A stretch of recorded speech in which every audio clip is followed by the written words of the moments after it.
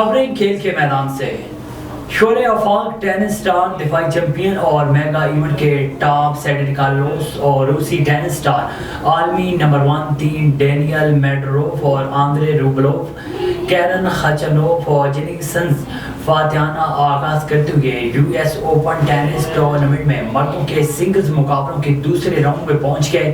رواں سال کے چوتھے اور آخری grand slam U S open tennis tournament کے دلچسپ مقابلے میں امریکہ کے شہر نیو یارک میں جاری ہیں۔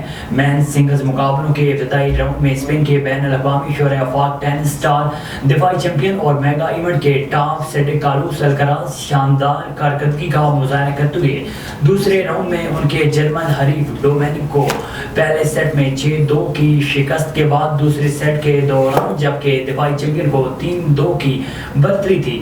جرمن کھلاڑی ڈومینک کوفرٹس فٹنس مسائل کے باعث مقابلے سے دستبردار ہو گئے اور کارلوس الکراز نے بآسانی دوسرے راؤنڈ کے لیے کوالیفائی کر لیا۔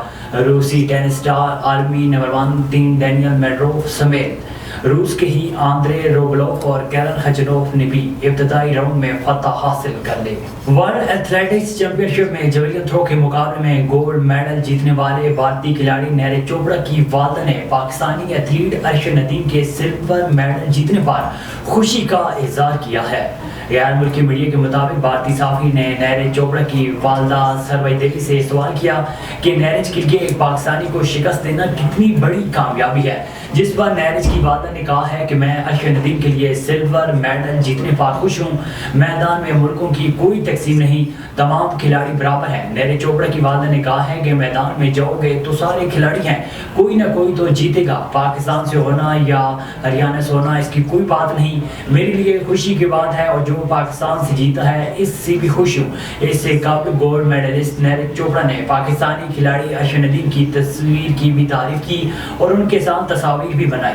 نیرج نے ارشد ندیم کے لیے خوشی کا اظہار کیا اور کہا کہ ہم نے دونوں ممالک کے آگے بڑھنے کے بارے میں بات چیت کی ہے۔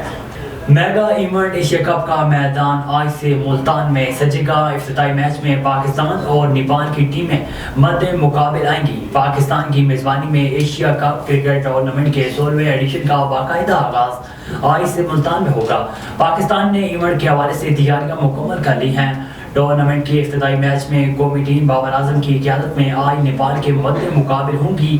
میچ 2:30 بجے ملتان اسٹیڈیم میں شروع ہوگا۔ میچ سے پہلے افتتاحی تقریب بھی ہوگی۔